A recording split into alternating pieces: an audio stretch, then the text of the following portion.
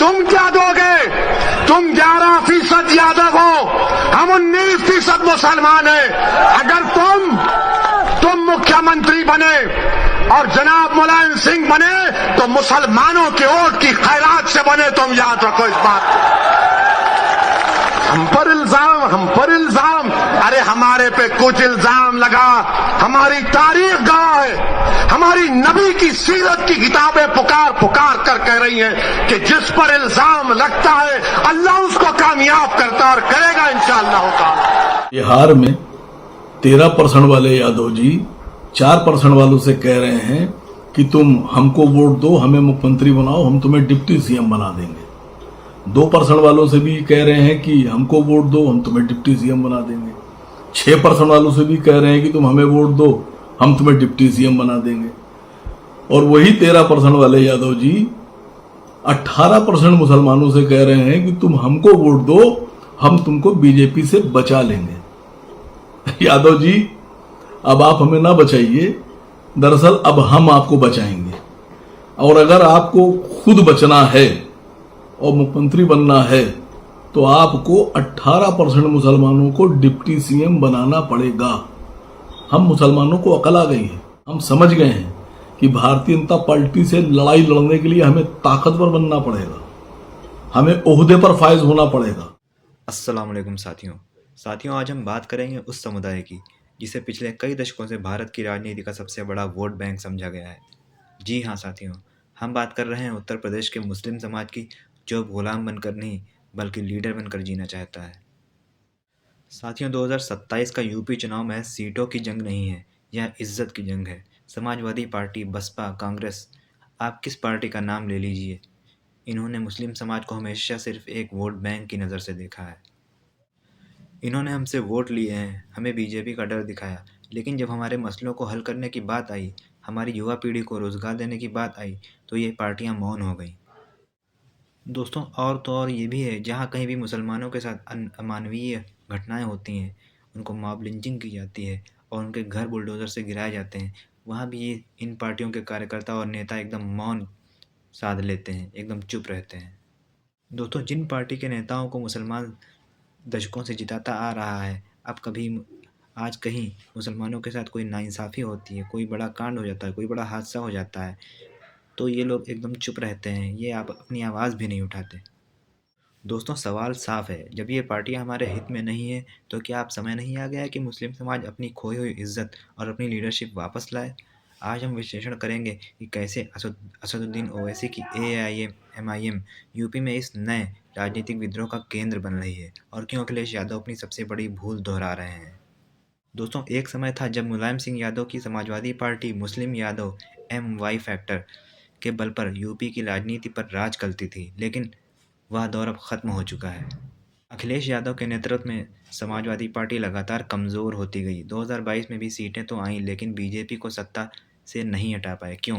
क्योंकि मुस्लिम वोट लेकर भी ये पार्टी हमें सुरक्षा नहीं दे पाई, हमारी आवाज़ नहीं बन पाई। दोस्तों, सपा और बसपा ने हमेशा यही सुनिश्चित किया कि मुस्लिम समाज का मुखर नेतृत्व ना उभर पाए। उन्हें सिर्फ रैलियों की भीड़ में लाने के लिए और वोट मांगने के लिए इस्तेमाल किया गया। जब टिकट देने की बात आई तो केवल उन्हीं चेहरों को आगे किया गया जो पार्टी हाईकमान के इशारों पर चलते रहे। आज मुस्लिम समाज का युवा बदल चुका है। वह जानता है कि उसके बच्चों को अच्छी शिक्षा और रोज़गार चाहिए, लेकिन सपा और बसपा की सेक्युलर पार्टियों के एजेंडे पर ये मुद्दे हैं ही नहीं। उनका एक ही एजेंडा है, बीजेपी का डर दिखाओ और हमारा वोट लो। दोस्तों, मुस्लिम समाज अब इस सच्चाई को स्वीकार कर चुका है। अगर आपको अपने मसाइल हल कराने हैं और अपनी खोई हुई इज्जत वापस पानी है, तो आपको अपनी लीडरशिप बनानी होगी, और इस लीडरशिप की योग्यता सिर्फ AIM-MIM के पास है। याद कीजिए बिहार चुनाव को, जब इंडिया गठबंधन ने AIM-MIM को खारिज किया, उन्होंने कहा कि ओवैसी वोट कटवा है, लेकिन असलियत क्या थी? गठबंधन न करके असली वजह ध्रुवीकरण का डर नहीं, असली वजह थी सत्ता में हिस्सेदारी का डर। समाजवादी पार्टी और RJD जैसी पार्टियों को डर है कि अगर AIM-MIM उनके साथ आ गई तो उन्हें सीटें देनी पड़ेंगी, और सबसे ज़रूरी, मुस्लिम वोटों पर उनका एकाधिकार ख़त्म हो जाएगा। ये दल नहीं चाहते कि मुस्लिम समाज का कोई मजबूत स्वतंत्र नेता संसद या विधानसभा में उनकी पार्टी के सामने अपनी आवाज़ उठाए। ओवैसी ने बिहार में 5 सीटें जीती। उन्होंने साबित कर दिया कि वह सिर्फ वोट नहीं काटते, बल्कि मुस्लिम समाज को जीतने की उम्मीद देते हैं। आज का मुस्लिम नौजवान ओवैसी में अपनी आवाज़ देखता है, एक ऐसा नेता जो संविधान की बात करता है, जो संसद में सीना ठोक कर बोलता है और जो किसी भी पार्टी के सामने झुकने को तैयार नहीं है। अखिलेश यादव ने इस गठबंधन को खारिज करके यह साफ कर दिया कि उनके लिए दलित पिछड़े ज़रूरी हैं, लेकिन मजबूत मुस्लिम लीडरशिप नहीं। यह मुस्लिम समाज की इज्जत को दरकिनार करने जैसा है। 2027 में अखिलेश यादव को इस राजनीतिक भूल की भारी कीमत चुकानी पड़ेगी। ये सिर्फ वोट नहीं, इज्जत का सवाल है।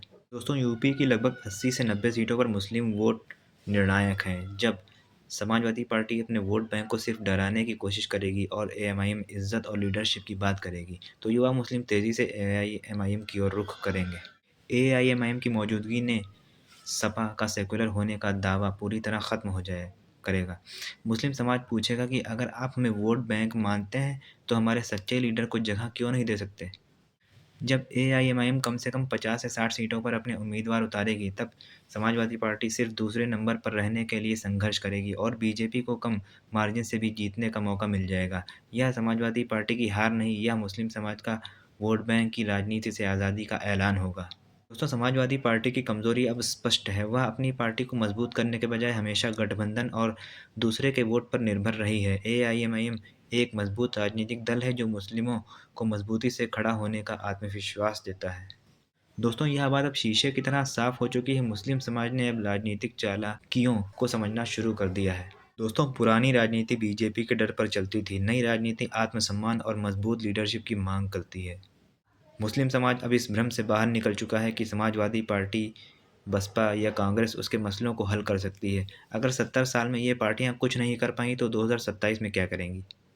एआईएमआईएम सिर्फ एक पार्टी नहीं है, यह एक आंदोलन है। यह मुस्लिम समाज को यह मौका देती है कि वह अपनी सियासी ताकत को पहचाने, अपनी इज्जत के लिए लड़े और अपने मसलों को हल कराने के लिए अपनी लीडरशिप को मजबूत करे। दोस्तों, 2027 में समाजवादी पार्टी का पतन होना तय है, क्योंकि वह नई राजनीतिक चेतना को समझने में नाकाम रही है। मुस्लिम यूथ अब एआईएमआईएम को हर तरह से अपनी आवाज़ और अपनी ताकत बनाने के लिए तैयार है। यह समय है वोट बैंक की जंजीरें तोड़ने का, यह समय है अपनी इज्जत की लड़ाई खुद लड़ने का। आप इस पर क्या सोचते हैं? क्या अखिलेश 2027 में एआईएमआईएम को खारिज करके सबसे बड़ी गलती कर रहे हैं? हमें कमेंट बॉक्स में ज़रूर बताएं। इस वीडियो को लाइक करें, शेयर करें और अपने दोस्तों तक पहुँचाएँ। शुक्रिया।